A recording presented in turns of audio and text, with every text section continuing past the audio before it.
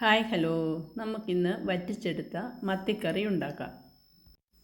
ചൂടായ പാത്രത്തിലേക്ക് അല്പം വെളിച്ചെണ്ണ ഒഴിച്ച് കടുക് പൊട്ടിക്കുക. അതിലേക്ക് വെളുത്തുള്ളി ഇഞ്ചിയിട്ട് ചെറുതായിട്ടൊന്ന് വഴറ്റിയെടുക്കുക.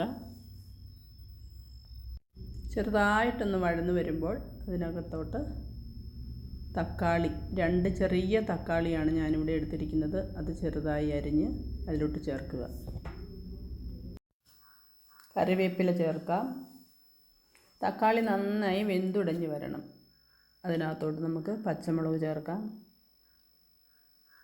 മുളക് പൊടി, മഞ്ഞൾപ്പൊടി, ഒരു 4 ടീസ്പൂൺ മുളക് പൊടി ചേർക്കാം. കാശ്മീരി മുളക് പൊടിയാണ്. മുളക് പൊടിയുടെ പച്ചമണമൊക്കെ ഒന്ന് മാറിക്കഴിയുമ്പോൾ വെള്ളമൊഴിച്ച് കൊടുക്കാം.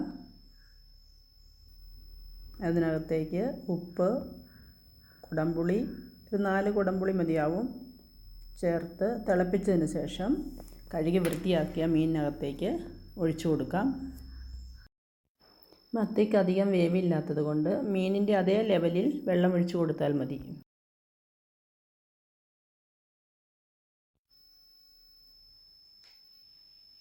കറിവേപ്പിലയൊക്കെ ഇട്ട് ഇളക്കി ഒന്ന് മൂടി വെക്കുക. തിളച്ച് കഴിയുമ്പോൾ സിമ്മിലിട്ട് വെക്കുക.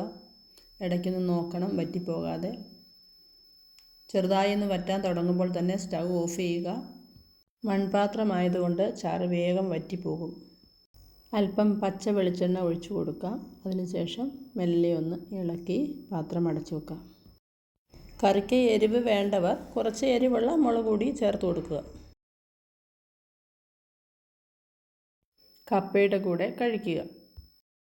ഈ രീതിയിൽ കറി വയ്ക്കാത്തവർ ഒന്ന് വെച്ച് നോക്കുക. ഇഷ്ടമായെങ്കിൽ സപ്പോർട്ട് ചെയ്യുക, കൂടെ നിൽക്കുക.